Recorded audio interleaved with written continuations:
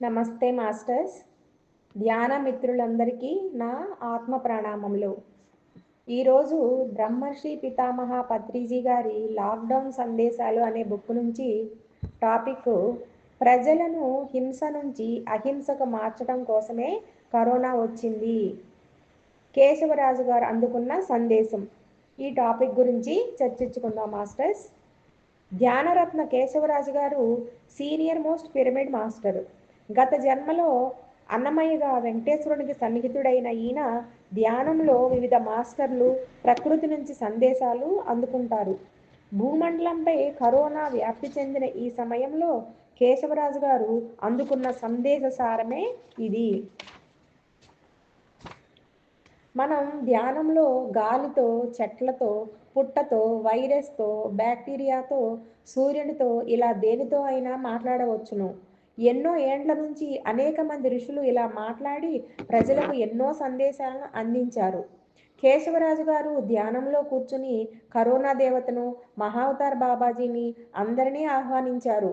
మా భారతదేశం గొప్ప దేశం కదా, ఇక్కడ మీ కరోనా ప్రభావాన్ని తక్కువ చూపించమని వేడుకున్నారు. దానికి కరోనా దేవత ప్రతి సంవత్సరం ధ్యాన మహాచక్రాలను చేస్తున్నారు. ఇప్పుడు శాకాహార ధ్యాన చక్రాన్ని చేయమని చెప్పింది. శాకాహారులే మన కైలాసపురికి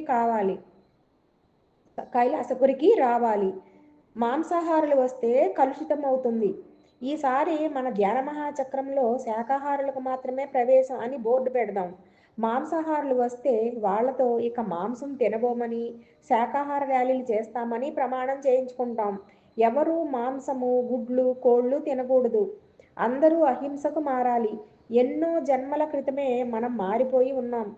ప్రపంచాన్ని మార్చటం కోసం మనం పుట్టాము. కరోనా ఎందుకు వచ్చింది అంటే ప్రజలను శాకాహారులుగా చేయడం కోసమే, హింస నుండి అహింస వైపుకు మార్చడం కోసమే. కర్మ సిద్ధాంతం అన్నదే ఆధ్యాత్మిక శాస్త్రమని, జీవిత శాస్త్రమని చెప్పడం కోసమే మనం ఈ పరిస్థితులను ఎదుర్కొంటున్నాము. పాపం చేయగానే రోగం రాదు, పాపం పండాలి. పుణ్యం చేయగానే భోగం రాదు, పుణ్యం పండాలి. ధ్యానం చేయగానే జ్ఞానం రాదు, ధ్యానం పండినప్పుడే ఆత్మజ్ఞానం వస్తుంది. మన జీవితకాలం మనం అనుకున్నట్లు ముగిసినప్పుడు మరణం వస్తుంది. అంతవరకు మరణం రాదు. ఈ కర్మ సిద్ధాంతాన్ని ప్రపంచమంతా అర్థం చేసుకోవడం కోసమే కరోనా వచ్చింది. అందరూ ఆత్మజ్ఞానులుగా, శాకాహారులుగా, అహింసతో జీవించే రోజులు వచ్చాయి. భూమాత తనను తాను ప్రక్షాళన చేసుకుంటున్నదని విన్నాము. ఇప్పుడు డిజిటల్ రెవల్యూషన్ వచ్చింది. మనం కదలకుండా ఇంట్లోనే కూర్చుని ధ్యానం, జ్ఞానం, సజ్జన సాంగత్యాలను లైవ్లో ప్రపంచమంతా చూస్తున్నాము, వింటున్నాము. అలాగే మనలను ప్రపంచం వింటుంది. ఈ పిరమిడ్ మెడిటేషన్ ఛానల్ ద్వారా శాకాహారము, ధ్యానము, అహింసను గురించి తెలుసుకుంటున్నాము. మన పిరమిడ్ సంస్థ ముఖ్య ఉద్దేశం అందరినీ శాకాహారులుగా మార్చటం, అహింసను ప్రోత్సహించడం. హింస అన్నదే దారుణం, అమానుషం, చేసుకున్న వారికి చేసుకున్నంత మహదేవ అని చెప్పి కర్మ సిద్ధాంతం ప్రకారం ఎవరి బాధలను వారు అనుభవించవలసిందే, ఎవరి భోగాలు వారు అనుభవించవలసిందే. పాపాలు చేస్తే రోగాలు వస్తాయి, పుణ్యాలు చేస్తే భోగాలు వస్తాయి. పాపాలు చేసిన వాళ్ళకే రోగాలు వస్తాయి. ఎందుకంటే పాపాల ప్రక్షాళన కోసం, పాపాలు చేయకుండా ఉండడం కోసం, పాఠాలు నేర్పించడం కోసం. పుణ్యాలు చేస్తే ప్రతి మనిషికి, రాతికి, జంతువుకి మంచి చేస్తే అందరూ భోగాలు అనుభవిస్తారు. ఇదే కరోనా సందేశం. Next topic masters. ప్రతి ఒక్కరిలో అనంత శక్తి దాగి ఉంది. ప్రతి వ్యక్తిలోనూ అనంతమైన శక్తి దాగి ఉంది. ధ్యానం, స్వాధ్యాయం, సజ్జన సాంగత్యాల ద్వారా ఆ శక్తిని వెలికి తెచ్చి జ్ఞానాన్ని పొందవచ్చును. మంచి కోసం, మహోన్నతమైన పనుల కోసం ఉపయోగించి ఎంతో మందిని దివ్యాత్మలుగా తీర్చిదిద్దవచ్చును. భూమిని ప్రక్షాళన చేయవచ్చును. కనుక ఎరుకతో వ్యవహరించడం నేర్చుకోవాలి. ఎవరు ఏ పనులు చేస్తారో వాటి కర్మ ఫలితాలను వారే అనుభవించాలి. పిరమిడ్ మాస్టర్లు అందరూ ఎంతో చక్కగా కర్మ చేస్తున్నారు. వాళ్లకు ఆ కర్మ ఫలితం తప్పకుండా ఉంటుంది. వాళ్ళ ఆరోగ్యం, భాగ్యం, సంతోషం, ఆత్మతృప్తి పొంది జన్మ ధన్యం చేసుకుంటున్నారు. ఒక మనిషిలో ఎంతో శక్తి దాగి ఉంటుంది, ఎంతైనా సాధించగలడు అని హనుమంతుడు తెలియజేశాడు. హనుమంతుల వారి శక్తియుక్తులు హనుమంతునికి కూడా తెలియదు. ఎవరో వచ్చి చెప్తే తప్ప, పక్కవాడు వచ్చి చెప్తే తప్ప మన శక్తి ఏమిటో మనకు కూడా తెలియదు. మానవుని దగ్గర అనంతమైన శక్తి ఉంది. దానిని గురించి తెలుసుకోవటం మరీ మరీ ముఖ్యమైనది. ఆ శక్తితో ఏమైనా చేయవచ్చు. మనిషికి మంచి చేయవచ్చును, ఒక మనిషికి కీడు చేయవచ్చును. ఒక మనిషికి మంచి చేసేంత శక్తి, అలాగే కీడు చేసేటంత శక్తి ఉంది. మంచి చేస్తే దాని మంచి పరిణామాలను, చెడు చేస్తే దాని చెడ్డ పరిణామాలను అనుభవిస్తాడు. మంచిదైనా చెడ్డదైనా దాని పరిణామాన్ని అనుభవించవలసిందే, ఎదుర్కోవలసిందే. హనుమంతుడు ప్రపంచానికి మంచి చేశాడు కాబట్టి ప్రపంచం చేత పూజింపబడుతున్నాడు. రావణాసురుడు ప్రపంచాన్ని దహించేవాడు కాబట్టి పూజింపబడలేదు. రావణాసురునికి, హనుమంతునికి, సీతకి ఆ శక్తి ధ్యానం నుంచే వచ్చింది. ఎవరికైనా ఆ శక్తి ధ్యానం నుంచే వస్తుంది. దీనిని మంచి కొరకు, చెడు కొరకు ఉపయోగించుకునే వాళ్ళు ఉన్నారు. ఉదాహరణకు కండలు పెంచుకుని హీరో అయిన వాళ్ళు ఉన్నారు, విలన్ అయిన వాళ్ళు ఉన్నారు. శారీరక శ్రమను ఒకడు మంచి కోసం ఉపయోగిస్తే ఇంకొకడు చెడు కోసం ఉపయోగిస్తాడు. ఆత్మ యొక్క శక్తి వచ్చేది ధ్యానం నుంచే. ఆత్మశక్తితో లోక కళ్యాణం అయ్యే పనులు చేయవచ్చును, దొంగ పనులు చేయవచ్చును. లోక కళ్యాణకరమైన పనులు చేస్తే ఆ విధమైన పర్యవసానాలు వస్తాయి. లోక కంటకమైన పనులు చేస్తే ఆ విధమైన పర్యవసానాలు వస్తాయి. కనుక మనమందరం హనుమంతుల వారిని ఆదర్శంగా తీసుకుందాం. మానవుడు తలుచుకుంటే ఎంత అయినా చేయగలడు. లంకకు లంఘించగలడు. లంకలో సీతమ్మ జాడను కనుక్కోగలడు. రాత్రికి వెళ్ళి సంజీవని పర్వతాన్ని తెచ్చి లక్ష్మణుని బ్రతికించగలడు. ఒక మనిషి ఎంత అయినా చేయగలడు.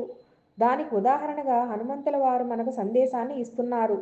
రావణాసురుడు ఎంతైనా నాశనం చేయగలడు. ఒక హనుమంతుడు ఈ సృష్టిలో ఉన్న ఎంతో మందికి దారిని చూపించగలడు. ఒక్క మహాత్మా గాంధీ ఎంతో సేవ చేశారు. హిందూ ముస్లింలను కలపడానికి ప్రయత్నించారు. అదే ఒక హిట్లర్ రెండో ప్రపంచ యుద్ధానికి కారణమయ్యాడు. ఒక్క సుభాష్ చంద్రబోస్ ఆజాద్ హింద్ ఫౌజ్ పెద్ద సైన్యాన్ని తయారు చేశారు. ఒక్క వీరప్పన్ 2 ప్రభుత్వాలను 3 చెరువుల నీళ్లు తాగించాడు. అతనిని ఎవరూ పట్టుకోలేకపోయారు. జరిగేది జరుగుతుంది, అది యథార్థం. కానీ ఒక మనిషిలో ఎంత శక్తి దాగి ఉన్నదో చూడండి. ఒక్క విలియం షేక్స్పియర్ ఎంతో అద్భుతంగా ఎన్నో గ్రంథాలను రచించాడు. ప్రపంచాన్ని ఉరూతలూగించాడు, ఊగిస్తూనే ఉన్నాడు. ఒక్క కాళిదాసు ఎంతో గొప్పగా ఎన్నో కావ్యాలను రచించాడు. మరి మనం సాధించలేమా?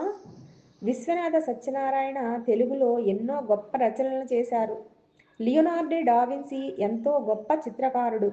ఆయన అంత చేయగలిగినప్పుడు ఎవరైనా చేయగలరు. లోబ్సాంగ్ రాంప ధ్యానం ద్వారా అనేక సృష్టి రహస్యాలను తెలుసుకొని అనేక పుస్తకాలు రచించారు.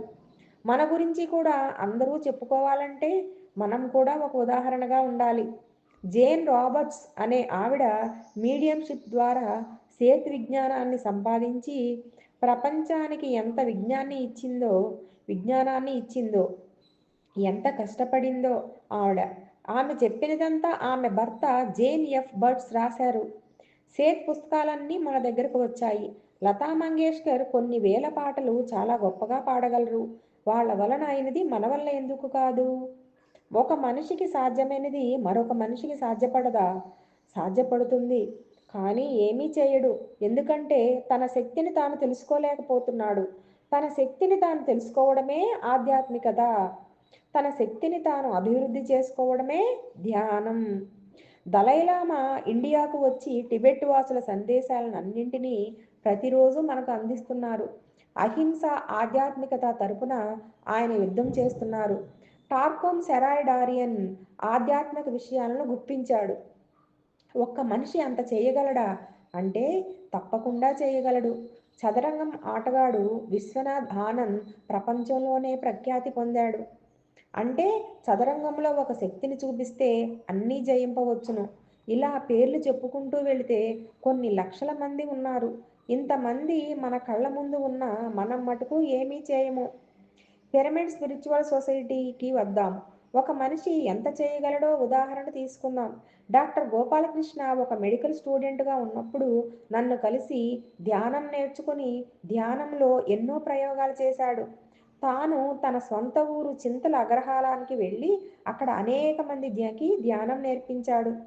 స్పిరిచువల్ టాబ్లెట్స్ అని గొప్ప అంశాన్ని తయారు చేశారు. అక్కడ నుండి అండమాన్ వెళ్ళి అందరికీ ధ్యానం నేర్పించాడు. ముంబై, కలకత్తాలో ధ్యానం నేర్పించాడు. అటు నుండి మాంచెస్టర్ ఆఫ్ ఇంగ్లాండ్లో నివాసం ఉంటున్నాడు. తన కుటుంబం మొత్తాన్ని మార్చేశాడు. డాక్టర్ అంటే ఎవడో ప్రపంచానికి చూపించాడు. ఒక పిరమిడ్ మాస్టర్ ఎంతైనా లోక కళ్యాణం చేయగలడు అని చెప్పడానికి ఇది ఒక నిదర్శనం. మాస్టర్ పద్మగారు అనేక దేశాలలో అనేక నృత్య ప్రదర్శనలు ఇచ్చారు. నృత్యం ద్వారా ప్రపంచానికి ఆమె ధ్యానం నేర్పించింది.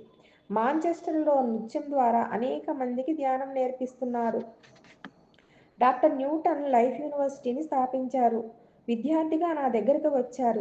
కానీ ఇప్పుడు ప్రపంచ గురువు అయిపోయాడు. మనకు మనమే ఉదాహరణ. మధ్యప్రదేశ్లో పుట్టి పెరిగిన ఓషో ప్రపంచాన్ని జయించాడు. ఆయన చేయగలిగింది మనం చేయలేమా? ఎలా జీవించాలో ప్రపంచానికి చూపించారు. మనం ఏడుస్తూ కాదు, సంబరాలతో జీవించాలి. జీవితం ఒక వేడుక. ఆయన మాట్లాడిన ప్రతిదీ ఒక పుస్తకం అయిపోయింది. ధ్యాన శక్తితోనే ఆయన అంత సాధించారు. మన పిరమిడ్ మాస్టర్ అయిన హనుమంతరావు గారు ఎన్నో పిరమిడ్లు కట్టించి ఎంతో మందికి ధ్యానం నేర్పించారు. ప్రస్తుతం ఆయన ఎందరో మున్సిపల్ వర్కర్స్కు, కరోనా ఫ్రంట్ లైన్ వర్కర్స్కు భోజన సదుపాయాన్ని అందిస్తున్నారు. మనిషి తలుచుకుంటే ఎన్ని పనులైనా చేయవచ్చును. ఒక తటవర్తి వీరరాఘవరావు గారు భీమవరంలో అనేక కార్యక్రమాలను పెట్టి ఒక ఉద్యమాన్ని తీసుకువచ్చారు. తటవర్తి రాజ్యలక్ష్మి గారు అనేక మందికి ధ్యానం నేర్పిస్తున్నారు. జక్కా రాఘవరావు గారు ఎంతో సాధించారు. గుంటూరు లక్ష్మణరావు గారు అమరావతిలో ధ్యాన మహాచక్రం, వైజాగ్లో ధ్యాన మహాచక్రం, కట్టాల్లో ధ్యాన మహాచక్రం, వశిష్ఠ గౌతమి పిరమిడ్లో ఇంకా ఎన్నో ప్రదేశాలలో ధ్యానం క్లాసులు నిర్వహించారు. ఒకరు తలుచుకుంటే ఏమైనా చేయగలరు. ఒక మనిషి దగ్గర అనంతమైన శక్తి ఉన్నది. ఒక వేదవ్యాసుడు మహాభారతం అనే గొప్ప గ్రంథాన్ని రచించాడు. అంత గొప్ప గ్రంథం ఆయన మస్తిష్కం నుండి వచ్చింది. మహాభారతం ఎంతో అద్భుతమైన గ్రంథం. ఒక వేటగాడు రత్నాకరుడు వాల్మీకి అయి రామాయణాన్ని రచించాడు. ఆయన అవన్నీ చేయగలిగినప్పుడు మరి మనం ఎందుకు చేయలేము? రామాయణం ఆది గ్రంథం అయిపోయింది. ఒక బోయవాడు ధ్యానం చేసి శక్తిని సంపాదించుకొని రామాయణాన్ని రాశాడు. వాల్మీకి అనే మహర్షి అయ్యాడాయన. ఆనంద్ అనే అబ్బాయి తాడిపత్రిలో స్కూలుకు వెళ్ళేటప్పుడు ధ్యాన తరగతికి వచ్చాడు. ధ్యానాన్ని పట్టుకున్నాడు. తనను తాను మార్చుకున్నాడు. ఇప్పుడు పిఎంసి ఛానల్లో ఎగ్జిక్యూటివ్ డైరెక్టర్ అయ్యి ప్రపంచాన్ని మారుస్తున్నాడు. నవకాంత్ అనే అబ్బాయి చిన్నపిల్లవాడుగా ఉన్నప్పుడు కలిశాడు. ధ్యానాన్ని పట్టుకున్నాడు. షిరిడి, ఢిల్లీ, పూణే, కాశ్మీర్ అలా భారతదేశం అంతా తిరిగి ధ్యానం చెప్పాడు. పిఎంసిలో ఎగ్జిక్యూటివ్ డైరెక్టర్గా గొప్ప పనులు చేస్తున్నాడు. ఒక మనిషి తలుచుకుంటే ఎన్ని గొప్ప గొప్ప పనులైనా చేయవచ్చును. Nandaprasad Himalayan goat. ఆయన హిమాలయాలను మిగతా దేశాలతో కలిపేశాడు. ఎంతోమంది పిరమిడ్ మాస్టర్లను హిమాలయాలకు తీసుకుని వెళ్ళాడు. ఆయన నోరు విప్పితే అంతా గంగా ప్రవాహమే. ధ్యానశక్తితో అన్ని పనులు అయ్యేలా చేయగలుగుతున్నాడు. కర్నూలులోని పాల్ విజయ్ కుమార్ కర్నూలు, నరసరావుపేట, వైజాగ్ వెళ్ళి ధ్యానం నేర్పించి బెంగళూరులో పిరమిడ్ వ్యాలీని స్థాపించి మరి ఎన్నో పనులు చేశారు. లక్షల మంది పిరమిడ్ మాస్టర్లు ఎన్నో పనులు చేశారు. మనిషి తలుచుకుంటే ఎన్నో పనులు చేయగలిగినప్పుడు ఇంతమంది మాస్టర్లు తలుచుకుంటే భూమిని సంరక్షించడం తప్పక జరుగుతుంది. బిస్మిల్లా ఖాన్ ఎంత గొప్పగా షహనాయి వాయించారు, సంగీతాన్ని గుప్పించారు. ప్రపంచంలో ఏ పెళ్లికి వెళ్ళినా ఆయన సన్నాయియే మోగుతుంది. కాశీలో ఉంటూ ఎంతో సాధించారు. మా గురువుగారైన శ్రీపాద పినాకపాణి గారు ఎంతో చక్కగా సంగీతాన్ని గుప్పించి ప్రపంచానికి బాగా నేర్పించారు. సంగీత దిగ్గజాలు అందరూ ఆయన శిష్యులే. ఆయన గొప్ప డాక్టర్, సంగీతకారుడు, బాడీ బిల్డర్, ఒక గొప్ప టీచర్. ఆయన ఎన్నో కీర్తనలు కట్టారు. ఆయన చిన్మయ మిషన్కు వైస్ ప్రెసిడెంట్గా ఉండేవాళ్ళు. ఒక మనిషి ఎంతైనా చేయగలడు, చేసి తీరాలి. అందుకోసమే మనం ఇక్కడ పుట్టాము. గోళ్ళు గిల్లుకోవటం కోసం మనం పుట్టలేదు. సమయాన్ని, శక్తిని వృధా చేయకూడదు. విశేషాలను విశిష్టంగా సాధించడం కోసం మనం పుట్టాము. ఒక్కొక్క జన్మలో ఒక్కొక్క రంగంలో నిష్ణాతులం కావడం కోసం మనం పుట్టాము. సిద్ధార్థుడు రాజ్యాన్ని, భార్యాబిడ్డలను వదిలిపెట్టి తపస్సు చేసి ఎంతో సాధించాడు. గౌతమ సిద్ధార్థుడు గౌతమ బుద్ధుడు అయ్యాడు. ఇంకొక రాకుమారుడు మహావీరుడు అయ్యాడు. జయంతులు ఎందుకు గుర్తుపెట్టుకోవాలి అంటే మనం కూడా అలా కావడం కోసం. ధ్యాన సాధనతో పనులు సమకూరు ధరలోన. రిషికేశ్లో ఉన్న కిషోర్ 5,000 పిరమిడ్లు కట్టించారు. విశాఖపట్నం నుండి బయలుదేరి దేశమంతా తిరిగి ఎంతో మందికి ధ్యానం నేర్పిస్తున్నాడు. వీర జగదీశ్వరి మేడం 6వ క్లాసుతో చదువు ఆపేసిన ఆవిడ దేశ విదేశాలకు తిరిగి ధ్యానం చెప్పారు. ఆమె తిరగని గ్రామం లేదు. తూర్పుగోదావరి జిల్లాలో విశాఖపట్నంలో ధ్యానం చెప్పారు. ఆవిడ ఎంతో మందికి ఆదర్శం అయ్యారు. ఒక మనిషి తలుచుకుంటే ఏదైనా ఎంతైనా చేయగలడు. కూకట్పల్లి లక్ష్మీ మేడం ఎంతో తిరిగి ధ్యాన ప్రచారం చేస్తోంది. కైలాసపురిని తీర్చిదిద్ది ప్రపంచానికే ఆమె ఆదర్శంగా నిలిచారు. ధ్యాన జగత్ మాసపత్రిక ఎడిటర్ వాణి మేడం ప్రపంచానికి ఎన్నో సందేశాలను ఇచ్చారు. ఎన్నో కథలు రాసి ప్రపంచానికి ఎంతో విజ్ఞానాన్ని ఇచ్చారు. సాయి కుమార్ రెడ్డి నన్ను ప్రపంచాన్ని సందర్శించగలిగేటట్లు చేయగలడు. ప్రసాద్ సాయి గారు ఎంతో మందికి వంట వండి వడ్డించారు. మరిన్ని లక్షల మంది మాస్టర్ల కృషి చేత పిరమిడ్ జగత్, శాకాహార జగత్, ధ్యాన జగత్ ఖచ్చితంగా వచ్చి తీరుతుంది.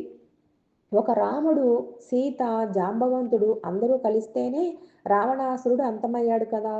మాంసాహారం ఎంత శక్తివంతమైనా అణిగిపోతుంది. అందరూ ధ్యానులు అవుతారు. అందరూ శాకాహారులు అవుతారు. హింస నుండి అహింసలోకి వచ్చి తీరుతారు.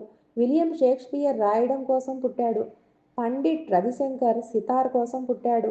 బిస్మిల్లా ఖాన్ షహనాయ్ కోసం పుట్టాడు. మహాత్మా గాంధీ అహింసను ప్రపంచానికి చూపించడం కోసం పుట్టాడు. పిరమిడ్ మాస్టర్లు అందరినీ ధ్యానులుగా చేయడం కోసం పుట్టారు. అందరినీ శాకాహారులుగా చేయడం కోసం పుట్టారు. ఎవరి పని వారిది. అందరి పనులు ఉత్కృష్టమైనవే, లోక కళ్యాణ కారణమైనవే. మనం అందరికంటే లోక కళ్యాణ కారణమైన పనులు చేస్తున్నాము. ప్రతి పిరమిడ్ మాస్టరు ఒక హనుమంతుని లాంటి వారు. అందరూ శ్వాసపుత్రులే, అందరూ పవనపుత్రులే, అందరూ ధ్యాన సేవా పరాయణ కారులే. ధ్యానం చేయబోయ్, తలనొప్పి పోతుంది, మీ సమస్య పోతుంది అని సంజీవని పర్వతం వంటి ధ్యానాన్ని అందరికీ అందిస్తున్నారు. ధ్యానం సర్వరోగ నివారిణి, ధ్యానం సకల భోగకారిణి, ధ్యానం సత్య జ్ఞాన ప్రసాదిని. ప్రతి పిరమిడ్ మాస్టర్ రాత్రనక పగలనక తిండి తిప్పలు లేక ధ్యానాన్ని పంచారు. ప్రతి వీధిలోనూ, ప్రతి ఇంటిలోనూ దూరి అయ్యా ధ్యానం చేయండి, మీ సమస్యలన్నీ తీరుతాయి, మీ అజ్ఞానం పటాపంచలవుతుంది, మీ జన్మను ధన్యం చేసుకుంటారు అని చెప్పారు. పిరమిడ్ స్పిరిచువల్ సొసైటీ మూవ్మెంట్ 1990లో మొదలై నేటికి 30 సంవత్సరాలు ముగిసింది. అలా మొదలయ్యి బివి రెడ్డి గారి సహాయంతో ఎంతో ముందుకు సాగింది. ఓ కడప ఓబయ్య ఎంతో తిరుగుతున్నాడు. ఆయన ఎంతో మందికి ధ్యాన ప్రచారం చేశాడు. నెల్లూరు ఆనందరావు మాస్టర్ నెల్లూరును ఎంతగానో మార్చారు. ఆయన గొప్ప ధ్యాన జువాలజీ మాస్టర్. మచిలీపట్నంలో రాంబాబు అనే అబ్బాయి ముంబై వెళ్ళి అక్కడ ముంబైలో అందరినీ మారుస్తున్నాడు. ముంబైకి ఆయన గురువు. తమిళనాడులోని సునీత జగదీష్ గ్రామానికి వెళ్ళి శాకాహార జగత్ కోసం ఎంతగానో కృషి చేశారు. నవ్వుతూ పనిచేస్తూనే ఉంటారు మేడం. జయకుమార్ బంగారు వ్యాపారి. ధ్యానం కోసమే ఖర్చు పెడతారు. ఆయన పిఎంసిను తమిళంలో ప్రారంభించారు. మారం శివప్రసాద్ గారు ఎక్కడెక్కడికో పోయి ధ్యానం చెబుతూ ఉంటారు. ఆయన చాలా మందికి ఆదర్శము. హిమాంగి మేడం పూణేలో ఉండి తన కుటుంబంతో సహా పూణేను మారుస్తోంది. ఒక మనిషి తలుచుకుంటే ఎంత అయినా చేయగలడు. ఆకాశమే హద్దు దాటి వెళ్ళగలడు. పాతాళ లోకానికి వెళ్ళగలడు. ఏదైనా చేయగలడు. లక్షల మంది పిరమిడ్ మాస్టర్లు ఉన్నారు. వీళ్ళందరి సమిష్టి కృషి వలన ప్రపంచాన్ని మార్చడం జరుగుతుంది. ఇంకో 10 సంవత్సరాలలో ఎక్కడా మాంసం ఉండదు. అన్ని చోట్ల ధ్యానం ఉంటుంది. అన్ని చోట్ల పిరమిడ్లు ఉంటాయి. కర్నూలులో ప్రారంభమైన పిరమిడ్ ఈరోజు కొన్ని వేల మందికి చేరింది. ప్రతి ఇంట్లోనూ చిన్న చిన్న పిరమిడ్లు ఉన్నాయి. పిరమిడ్ మాస్టర్లు అందరూ ప్రపంచాన్ని మార్చడం కోసమే పుట్టారు. ఏ కారణం కోసం పుట్టారో ఆ పని చేస్తున్నాం కదా. ప్రపంచమంతా శాకాహారమయం, ధ్యానమయం, జ్ఞానమయం, అహింసామయం, ఆత్మ విజ్ఞానమయం, కరుణామయమైపోతుంది. ఒక మనిషి దగ్గర ఇంత శక్తి ఉన్నప్పుడు అందరూ కలిస్తే ఎంతో సామూహిక శక్తి ఉంటుంది. హర్యానాలో డాక్టర్ సంగీత నెహ్రా ఆయుష్ డైరెక్టర్. ఆవిడ ఎంత పని చేస్తోందో. లూధియానాలో రచనా గుప్తా మొత్తం పంజాబ్నే మార్చేసింది. జస్విందర్ కౌర్ దేశమంతా తిరిగి ఎంతో మందికి ధ్యానం చెప్పింది. తమిళనాడుకు చెందిన గిరిజా మేడం తమిళనాడు, కేరళ, కర్ణాటక మొత్తం తిరిగి ఎంతో మందికి ధ్యానం చెప్పారు. అంత చేయగలదు ఒక స్త్రీ. లోక కళ్యాణ కార్యక్రమాలు చేస్తే దాని ఫలితం మంచి పరిణామం రూపంలో తప్పక వస్తుంది. దాని పర్యవసానం వాళ్లే అనుభవిస్తారు. ఒకరికి మంచి చేస్తే మనకు మంచే జరుగుతుంది, ఇంకొకరికి కీడు చేస్తే మనకు కీడు జరుగుతుంది. కర్మశాస్త్రం ప్రకారం మనం ఇతరులకు చేసిందే మనకు తిరిగి వస్తుంది. ఎంత లోక కళ్యాణం మొదలుపెట్టామో అంత స్వీయ కళ్యాణం జరుగుతుంది. లోకానికి హాని తలపెట్టామో మనం అంత హాని చేకూర్చుకుంటున్నాము. రావణాసురుడు తన హాని తనే తెచ్చుకున్నాడు. రాముడు తన స్వీయ కళ్యాణం తనే తెచ్చుకున్నాడు. శ్రీరామ రక్ష సర్వ జగద్రక్ష అయింది. ఆయన అలాగే పనిచేశారు. అయినా అంత స్థితప్రజ్ఞతతో ఉన్నారు. అలాంటి ఆత్మశక్తిని ఆయన సంపాదించుకొని అందరికీ ఇచ్చాడు. పరమశివుడే హనుమంతునిగా అవతారం తీసుకొని మన అందరికీ ఆదర్శంగా ఉండడం కోసం దిగివచ్చాడు. హనుమంతుడు అంటే పరమశివుడు అంటే ధ్యానమే. రాముడంటే సరైన మార్గమే. సీత అంటే ధ్యానమే. రావణ శక్తి అంటే ధ్యానమే. ఆ శక్తిని ధ్యానం ద్వారానే సంపాదించుకున్నాడు. శక్తిని దుర్వినియోగం చేసి లోకకంటకుడు అయ్యాడు. దాని పర్యవసానం అనుభవించాడు. గాంధీజీ తన శక్తిని లోక కళ్యాణానికి ఉపయోగించాడు. హిట్లర్ తన శక్తిని లోక కంటకానికి ఉపయోగించాడు. మన శక్తిని ఏ విధంగానైనా వినియోగింపవచ్చును, ప్రసరింపచేయవచ్చును. ఈ విషయాలను మనం ఎంత బాగా మన జీవితంలో ఆచరింపజేసుకుంటే మన జీవితం అంత చక్కగా సాగుతుంది. మన జీవితాన్ని నడిపించుకునేది మనమే. మన శక్తిని తెలుసుకోవలసింది మనమే. మన శక్తిని పెంచుకోవలసింది మనమే. మన కర్మ పర్యవసానాన్ని తెలుసుకోవలసింది మనమే. Thank you masters. ఈరోజు స్వాధ్యాయం పూర్తయింది. Thank you all.